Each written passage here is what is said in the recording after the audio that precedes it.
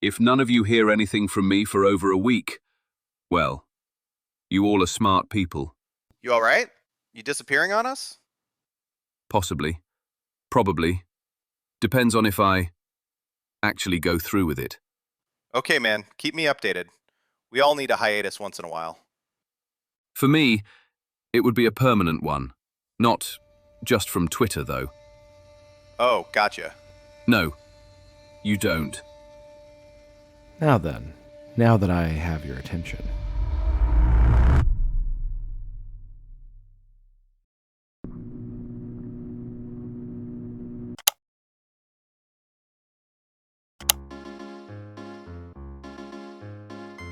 Why, hello there. Whoops, sorry about that. I probably should have put up a content warning. Anyway, this handsome fellow is... Wait a minute. Wrong picture. Aha, here we are. This is Nick Gibson, although you may know him better by his current social media handle, The Phoenix Press. Nick is responsible for inflicting Screecher, 2100 Samurai, Project Axis, and most recently, Lost Kingdom on the world. Rather uncalled for, if you ask me, but that's not why I'm here. You see, Nick has done much worse than simply tricking innocent people into buying badly written fiction. For more than half a decade, he has verbally abused, gaslit, lied to, and insulted his peers, colleagues, and friends, and implied, or at times directly made, suicide threats to manipulate and control them. Here are just a few of the people he's burned. Keep in mind, this is a partial list and by no means comprehensive. John Douglas, Batgirl Nix, Telepathic Bunny, Jared from Comics League, Nefarious Watcher, Caster the Gravedigger, Lugbzerg, S. Forrester, Luke Stone, Ron Christian, Justin Sweet, and countless others whose names could be included. You see, it isn't a matter of if Nick will turn on you, it's only a question of when and how. Will he become bitterly jealous and verbally abuse you, or will he feel entitled to your time and belittle you for having a life outside of his streams? No matter which petty or underhanded motivation he chooses, he will berate you and insult you behind your back along the way. Are you friends with him right now? Do you stream with him? It will happen to you. Everyone on this list once defended him. Jared was even a regular co-host for years, and Nick still stabbed him in the back. If you're watching this and have any association with Nick, it's only a matter of time before your name is added to that list. But we're getting ahead of ourselves. This video was always going to be made in some form, but the shape it's taken has been directly influenced by Nick's behavior over the last 3 years. Originally, the schmuck making this video was just going to have a laugh at something foolish Nick said. But then the truth started to come out. His victims grew bolder, caring less and less about protecting his reputation or being seen as problematic themselves. That's what turned this video into what it is today. But before we go any further, let's rewind 3 years, to the moment Nick set this all in motion and sealed his fate. A bit dramatic, don't you think?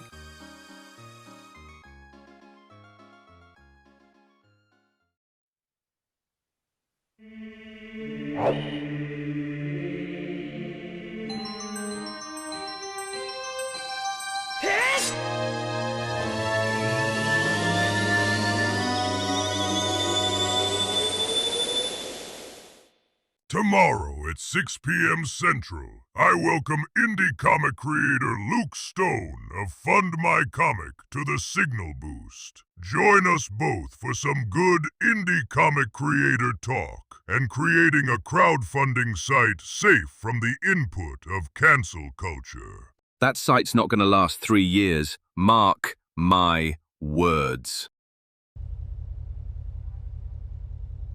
Nick.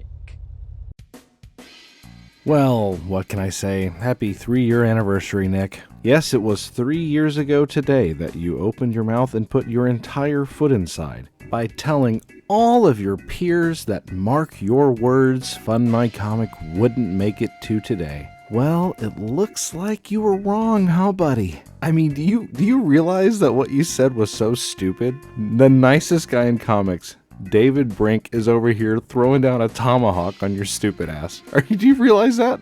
That's right! That's right! That's right! But whether you realize it or not, Nick, it's not a matter of if you were wrong. Obviously you were wrong. It's the degree to how wrong you were. That's what's really interesting. Now, I'm not going to ask you to just take my word for it, although God knows I have more credibility than Nick at this point. Instead, I actually brought numbers to show just how wrong Nick was. Well, what do we have here, Nick? It looks like we've got 251 successfully completed campaigns? Well, that seems pretty good. We got 123 campaigns running and 312 that are currently being edited. It looks like people are really using this website. And you said it wouldn't last 3 years, you silly fucker. But you know what? I'm probably overlooking something. I'm sure something is wrong, right? I'm missing a detail. Right? Because there's some cancellations in there, right? Some of the campaigns didn't succeed, and I bet Fund My Comic really hasn't made that much money. It's really just not been financially successful. Right? Oh no! Well, damn, Nick, is that what I think it is? Is that? $1 million. But you know what? Hey, you know what? That's fine. That's fine. This is a passion thing for Nick. He doesn't care about the money. Well, I mean, unless you take back a contribution on his campaign. Then he cares a lot. Some fucker backed out of their $100 pledge. I'm still funded, but now I probably won't meet Street's goal. Just as an aside, Nick makes a lot of spelling errors, and he constantly uses the wrong forms of words. Like, that's not the right version of forward, Nick. You want forward, not forward. Hey, look, it's Chuck Dixon. I wonder if he's in here for some specific reason. That's a surprise tool that can help us later. So, I guess Nick does care a lot when he doesn't get the money that he feels entitled to. But, you know, he's had some successful campaigns. Of course, we shouldn't count all of them, because he did say that Fund My Comic would fail in 3 years, back in 2023. I think that's a fair comparison. Let's take a look at how Nick's campaigns have done over the last 3 years and tally them up.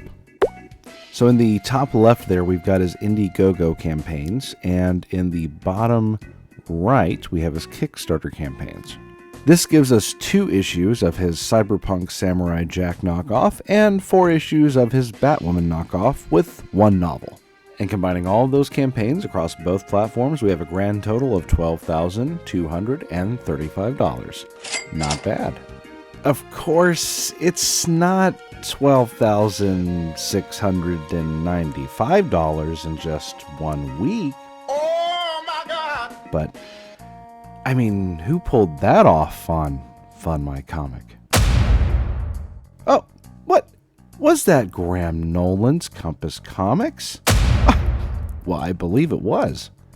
I mean, I say that, but who's Graham Nolan, right? Like, you even heard of this guy? Oh, wait, I guess Chuck Dixon knows who Graham Nolan is. Oh, man, do you think that he maybe wrote a foreword for Graham Nolan, too? Oh, man. Now, all kidding aside, I don't actually know why Nick has a problem with Graham Nolan, but I think it might be because Graham is an artist, and I hate to break it to you, but Nick kind of has a problem with artists. For instance, here he is starting shit with Rob Liefeld for some reason. And yeah, I get it. It's weird. Nick can't draw. He's a writer. He needs artists so that he can bring his ideas to life in a comic book. So it's probably a little surprising to you to hear that he feels this way, especially, looking at how he talks here about Xevious. May he rest in peace. Obviously the problem is that, Nick is a liar, and the way that he talked about Xevious in private, it was just a little different from how he talked about him in public. When he could stand on his grave for clout. The way that I see it, Nick either has a sense of entitlement and believes that he is owed art and video editing, or he has absolutely no respect or appreciation for the creative work that other people do. Where Nick is a menace is that he exploits your good nature and your trust to take advantage of you. He's trying to convince you that he's your buddy and he just needs your help. He just needs a little bit of a discount. He needs a little bit of a break because he can't afford it. You know, he's just a little guy. He's getting it done on a shoestring budget. And this is where he's dangerous as a manipulator and as someone who lies to you and tries to ingratiate himself to you and nickel and dime you. There's nothing wrong with negotiating. There's nothing wrong with an artist taking a lower rate to get more work. Of course not. There's nothing wrong with that at all. But the issue is the deception that Nick uses to manipulate you into giving him that rate. This screenshot is the best example I could give you. This screenshot shows Nick excitedly telling an artist, believe it or not, that AI was going to drive down the rate of real artists. And it's not that Nick wants to use AI. He just wants AI to devalue you as an artist so that he can strong-arm you into working for him for less and less money. Then again, he thinks you're all a bunch of lazy asses, so maybe he just thinks you're all overcharging. Now, I don't want you to misunderstand. It's not that Nick just hates only artists. He kind of hates everybody, equally. Here he is calling Stan Lee low IQ without naming Stan Lee. Here he is arguing with Godfo Universe. Here he is arguing with Tyler Carpenter. Here he is calling someone stupid for going into student loan debt for an education when he himself has no education, no job, and in fact lives off of disability welfare. Here's proof of Nick driving a customer away with his shitty behavior. Here he is arguing with Alan Goldman, and then saying he chooses peace over drama immediately after. This one's fun. Here's Nick flipping the fuck out at someone for questioning why a mutual friend was kicked out of a group chat for sharing her artwork. Totally rational behavior, nothing unhinged about that at all. Here he is arguing with Dreams Uncharted about crowdfunding platforms. Here he is arguing with another co-host. And let me make this abundantly clear. Nick doesn't pay any of these co-hosts, okay? He basically ropes them into doing charity work for him. So he offers you nothing. There's no payment. There's no audience. There's really no reciprocity. And yet he expects you to be there on time so that you can do the labor of the stream while he sits in front of a fucking video game. Yes, if you take on the illustrious role of second chair on a Phoenix Press live stream, it's your job to engage with the chat. It's your job to read out chat messages. And it's your job to read out walkthroughs for Nick if he gets stuck in the video game he's playing. Who wouldn't want a job like that? The next couple of screenshots are just perfect because it shows you what a relationship with Nick is like.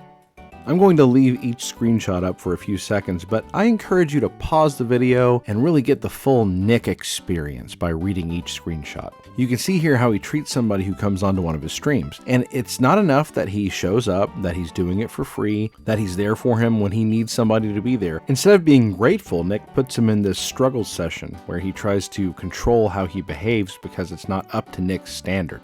And look, I've streamed with a lot of people, and sometimes you just don't have chemistry. But if you don't have chemistry, you don't browbeat somebody until you somehow find it. You just go about your separate ways. Some people just don't stream well together, and that's okay, Nick. But the icing on this cupcake of suck is the way that Nick comes back, doesn't apologize, and just assumes that everything is fine. Hey, here's my shitty comic book. Take a look at it. Here's some artwork that you don't care about because I've been a dick to you. It's kind of amazing. I don't know what this manipulation tactic is called, but it doesn't work as well as you seem to think that it does, Nick. Next time, try leading with an apology and admitting that you fucked up. If you weren't aware, by the way, the background footage that I've been playing this entire time of someone burning Nick's comics, yeah, that was one of Nick's former co-hosts who supported his books financially, even though he didn't think they were very good, because he thought Nick was a friend, and Nick thought that he was a resource. I'm going to change the tone a bit here.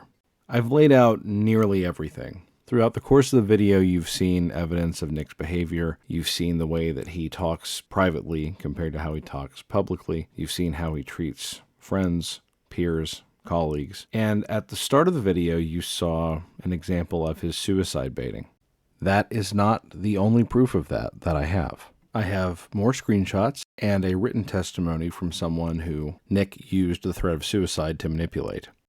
I'm going to put those up here now, so please, again, feel free to pause the video and read for the full context. I know this has been a weird video. It's mixed serious accusations with an obviously comedic tone, but I felt that it was important for you as a viewer to see the entire picture. Nick is goofy and easy to make fun of, but he's actually a narcissistic hazard to the people that engage with him. Nick does not care about you. He cares about himself and only himself. And I feel like this video has proven that, beyond any reasonable doubt.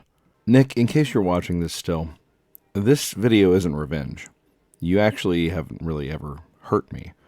You've been a dick to me, but you've not really hurt me in any meaningful way. The reason why I made this video is because you're actively hazardous to people that I care about. I've been doing this for about 5 years. In that time, I have known for a fact and experienced firsthand that you use suicide threats as a way of manipulating people. I know that you use this as a leverage mechanism to try and force people to behave the way that you want them to behave.